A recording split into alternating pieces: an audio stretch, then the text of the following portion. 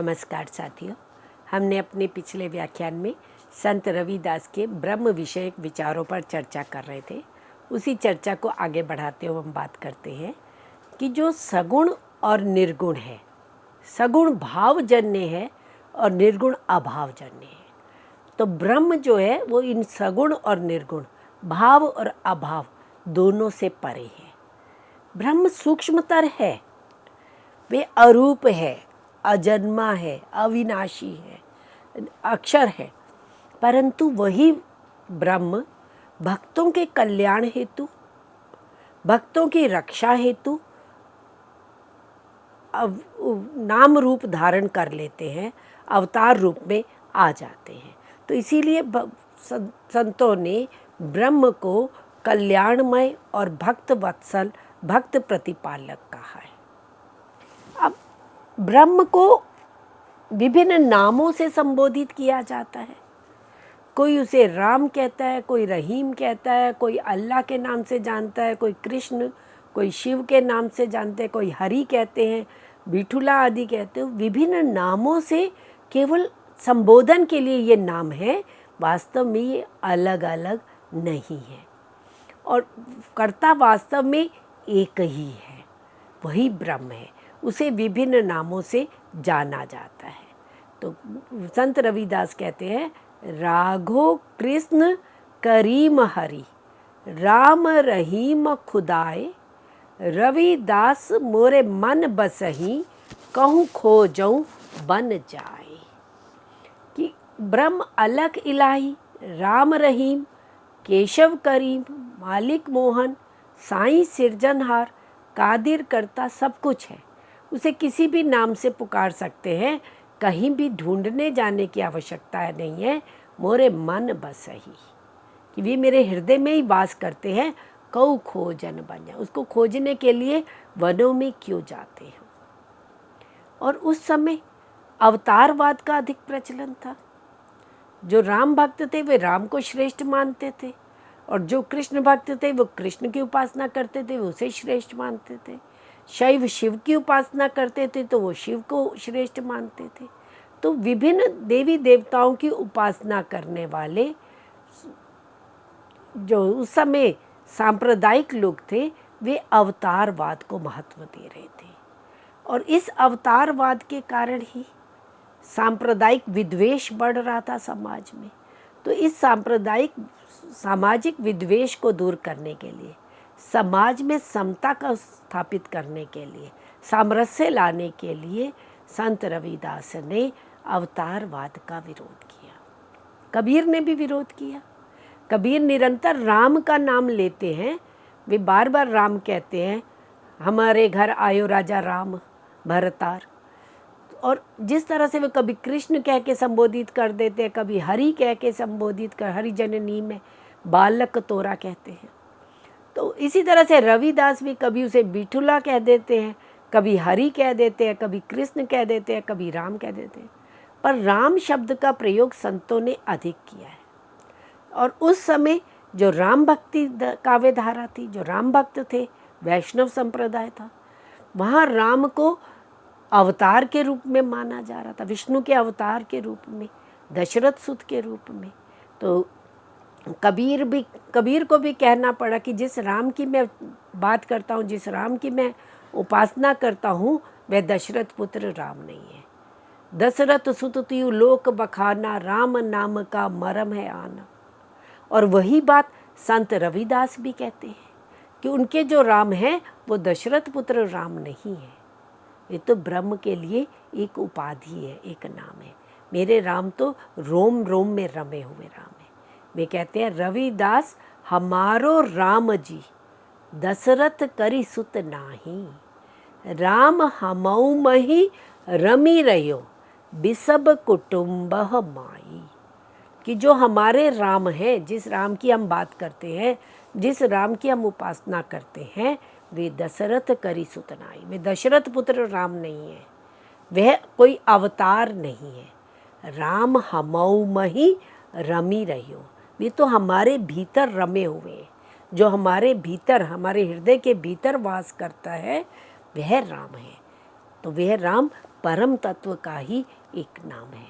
बिसब, बिसब मतलब विश्व, कुटुंब, परिवार, पूरे विश्व में, पूरे परिवार में, सभी सब व्यक्तियों में, सभी प्राणियों में वह रमा हुआ है। तो हम उस राम की बात करते हैं।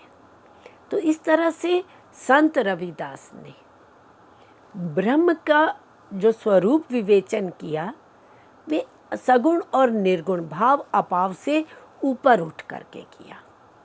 उसे कहीं निर्गुण स्वरूप में उसका चित्रित करते हैं और सगुण स्वरूप में भी उसका चित्रण करते हैं। इसी तरह से आत्मा की बात करें, पूरे भारतीय दर्शन में आत्मा को परमात्मा का अंश कहा जाता है।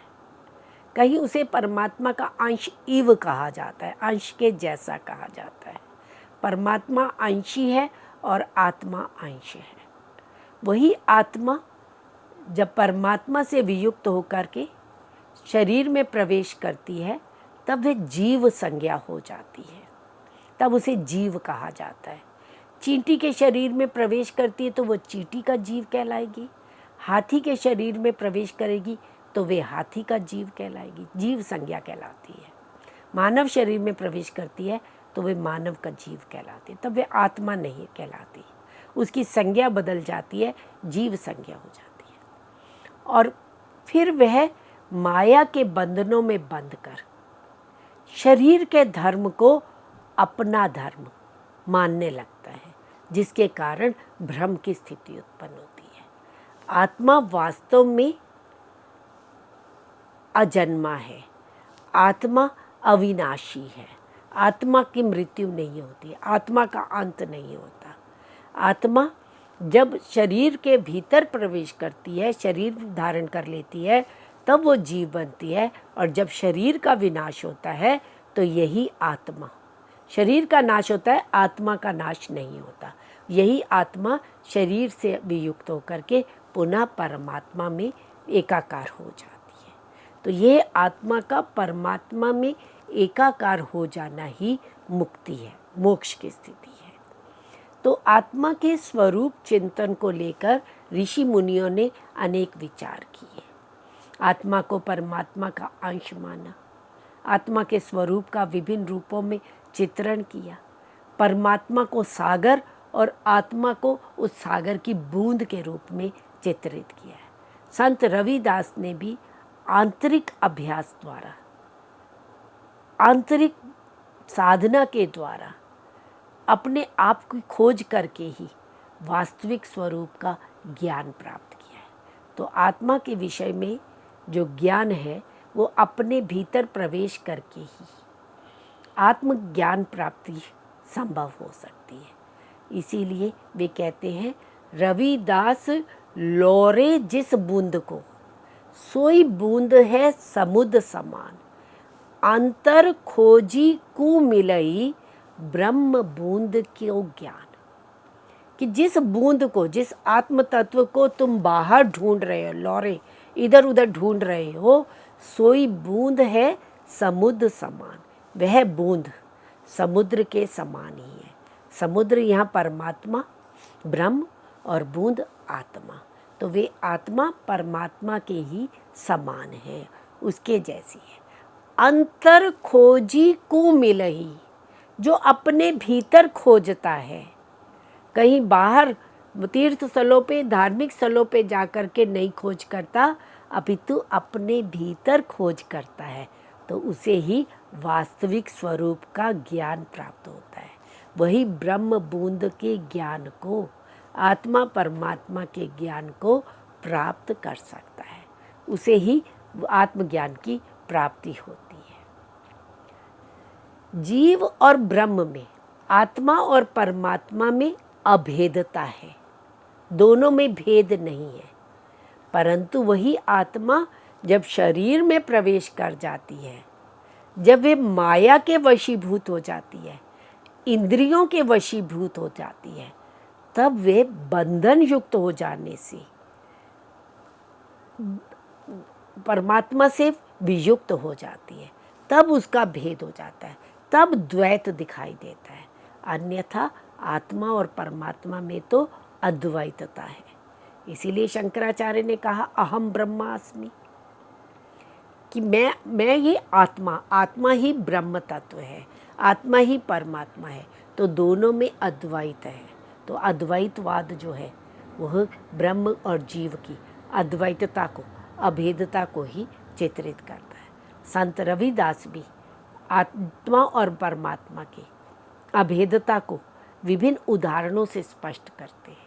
कहते हैं माधो भरम कैसे हूँ न बिलाई, ताते द्वैत दर से आई।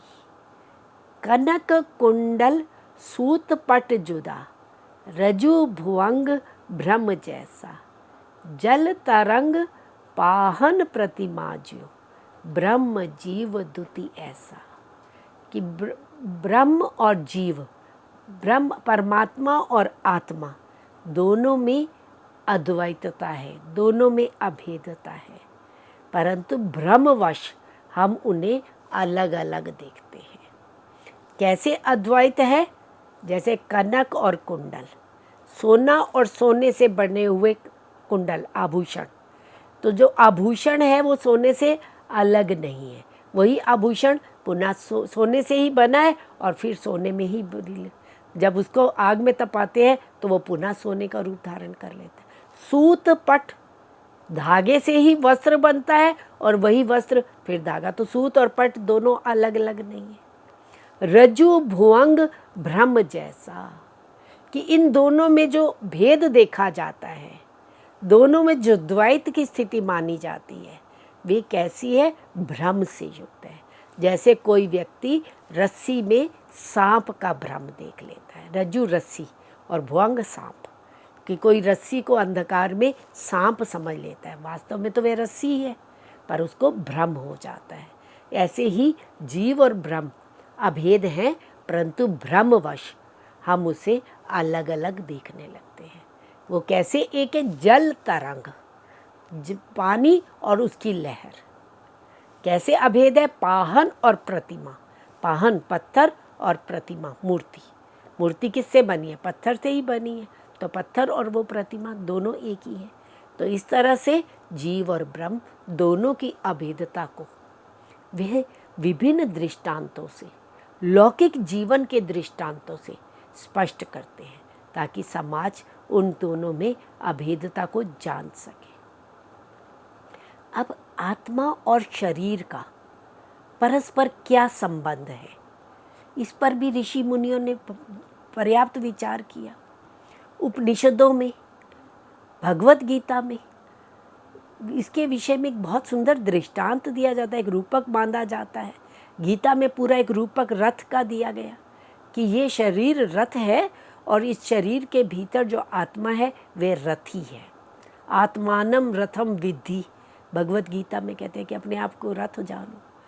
तो इस तरह से संत रविदास भी आत्मा और शरीर का संबंध रथ और रथी के रूप में देखते हैं। वे कहते हैं रथ को चतुर चलावण हारे, खिण हाके खिण उभय सर्वे, नहीं आन को सारो। जब रथ है सारथिया के, तब को रथ ही चलावे। कि रथ को चलाने वाला सारथी शरीर के भीतर ही विद्यमान है, तो उसको कोई बाहर से कोई चलाने क्यों आएगा? तब को रथ ही चलावे, कोई दूसरा क्यों चलाएगा? तो आत्मा और शरीर के संबंध को रथ और रथी, सारथी, इसके संबंध के रूप में देखते हैं। और ये संतों ने इस रूपक को, इस दृष्टांत को उपनिषदों से, भगवत गीता से ही ग्रहण किया है। तो इस तरह से जो भारतीय तत्व दर्शन की परंपरा वैदिक काल से चली आ रही थी, उसी परंपरा को, उसी ज्ञान परंपरा को, उसी आध्यात्मिक तत्व चिंतन को मध्यकालीन संतों ने समाज में विभिन्न उदाहरणों के द्वारा प्रस्तुत किया। इसी तरह से जगत के विषय में भी विचार संतों द्वारा किया गया। शंकराचार्य ने तो जगत को मिथ्या कह दिया, ब्रह्म सत्यम जगत मिथ्या, जगत को पूरी तरह से मिथ्या करके उसे झूठा ही कह दिया, उसकी कोई सत्ता ही नहीं मानी। परंतु हम देखते हैं मध्यकालीन संतों ने जगत के विषय में दो प्रकार के अपने विचार प्रस्तुत किए। चाहे हम संत कबीर को देखें, संत दादू दयाल को देखें, संत रविदास को देखें, उन्होंने सैद्धांतिक दृष्टि से भी जगत की विषय में विचार किया और व्यावहारिक दृष्टि से भी। सैद्धांतिक दृष्टि से देखा जाए तो जगत मिथ्या है, जगत भ्रम है, जगत की कोई सत्ता नहीं है। जो उपनिषदों ने जगत को मिथ्या माना, उसी तरह से सैद्धांतिक दृष्टि से भी जगत को संतों ने भी मिथ्या माना। कहीं संत जगत को ब्रह्म का विवर्त भी कहा है, विवर्तवादियों ने। परिणामवादियों ने जगत को परिणाम रूप में भी माना है, प्रकृति और पुरुष। और ये भी उपनिषदों में आता है, एको हम बहुश्यामा, कि मैं एक हूँ। ब्रह्म के विषय में ये कहा जाता है कि वो अकेले थे और उनके मन में ये जिज्ञासा हुई, ये भाव जागृत हुआ कि मैं अनेक हो जाऊं। तो इस तरह से वो एको हम बहुश्यामा, तो ये जो उनके भीतर की जो विवक्षा थी, जिज्ञासा थी, वे ही सृष्टि के रूप में विकसित हुई, विकास को प्राप्त हुई। तो सैद्धांतिक रूप में जगत जो है वो मिथ्या है, झूठ है। पर व्यावहारिक दृष्टि से संतों ने जगत से पलायन की बात नहीं की है, संसार के त्याग करने की बात नहीं कही है। व्यावहारिक दृष्टि से देखा जाए तो ये संसार कर्म क्षेत्र है, कर्तव्य पालन करने का क्षेत्र है। अपने अपने कर्तव्य का पालन करते हुए, अपने अपने कर्म को करते हुए परमात्मा की प्राप्ति के लिए प्रयास करना ही मानव जीवन की सार्थकता है, मानव जीवन का उद्देश्य है। तो इस तरह से संत सभी प्रवृत्ति मार्गी रहे हैं। ऊपर से देखने में आपातता में लगेगा कि ये परस्पर विरोधी बात कर रहे हैं। एक और जगत को मिथ्या कहते हैं और दूसरी ओर जगत में रहते हुए सांसारिक कार्य करने की बात करते हैं। परंतु वास्तव में सिद्धांतिक दृष्टि से जगत मिथ्या है। वे सेमल के फूल की तरह क्षणिक है, उसकी अस्तित्व नहीं है। परंतु इस संसार में जब मानव आता है तो वे विभिन्न प्रकार से अपने कार्यों को करता हुआ, अपने कर्तव्यों का निर्वाह करता हुआ ही उस परम तत्व की प्राप्ति के लिए प्रयास कर सकता है। तो संत रविदास भी संसार को सेमल के फूल की तरह क्षणिक मानते हैं, क्षणभंगुर मानते हैं। जो जैसे सेमल का फूल होता है, देखने में बड़ा आकर्षक लगता है, सुंदर लगता है, पर जैसे ही आप उसको स्पर्श करते हैं, उसके पास जाते हैं, उसको छूते हैं, वो एकदम मुरझा जाता है, गिर जाता है। तो जैसा रंग सेमल करी वह तैसा यहू संसार। तो संसार जो है वो सेमल के फूल की तरह क्षणिक है। और इस संसार को, इस जगत को बाजीगर की बाजी कहा है, खेल कहा है कि बाजीगर सु रांची रहिए, बाजी कु मरम इनी जाना, बाजी झूठ साच बाजीगर, जाना मन पतियाना। कि बाजी झूठी है, ये संसार, ये जगत झूठा है, परंतु इसको बनाने वाला जो सृष्टि करता है, जो बाजीगर है, वह सत्य है, वह झूठ नहीं है। तो ये बात जान करके मन पतियाना, पतियाना विश्वास आ जाना, मन में उस परम तत्व के प्रति विश्वास और अधिक दृढ़ हो गया। बाजी के, इस संसार के मर्म को जिसने जान लिया, वे ही बाजीगर के अस्तित्व को, बाजीगर को जान पाएगा। तो ये सारी सृष्टि जो है उस बाजीगर के द्वारा ही रची गई है। तो संत रविदास के अनुसार जगत स्वयं में अस्तित्ववान ना होकर के ब्रह्म का ही स्वरूप है, और भ्रमवश हमें द्वैत का अभ्यास होता है, हम उसे अलग मानने लगते हैं, वो वास्तव में उसी का ही स्वरूप है। तो भ्रम के कारण द्वैत की स्थिति रहती है। माधव भ्रम कैसे न बिलाई, ताथे दुति दरसी आई। कि भ्रमवश ही हमारे भीतर दुति, द्वैत का भाव दिखाई देता है।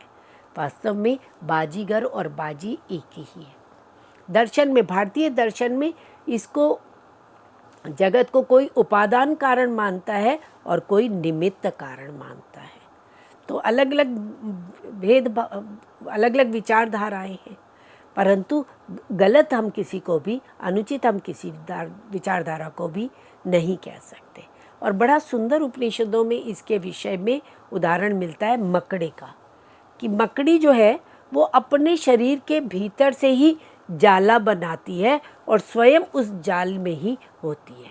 इसी तरह से ब्रह्म स्वयं से ही इस सृष्टि को निर्माण करता है, सृष्टि की रचना करता है और स्वयं उस सृष्टि में ही विद्यमान भी रहता है। मकड़ी के जाले वे किसी अन्य साधन का प्रयोग नहीं करता है।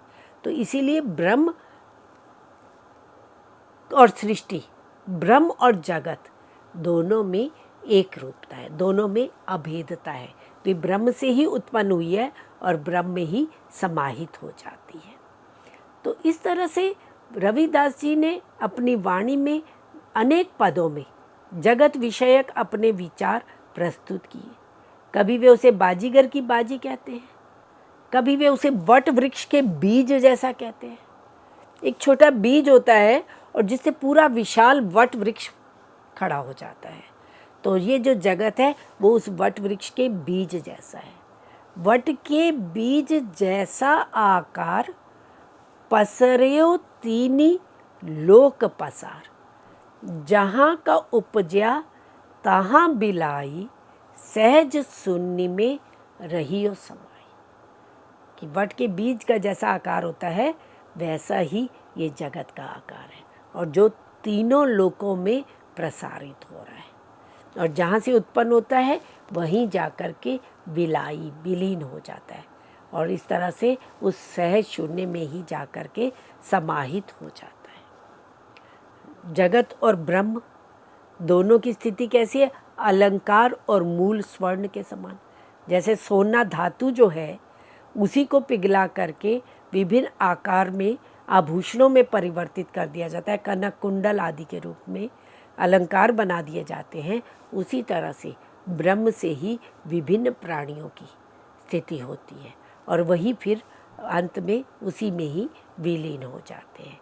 आहे एक पे ब्रह्म सु दूजो, कनक अलंकृत जैसे।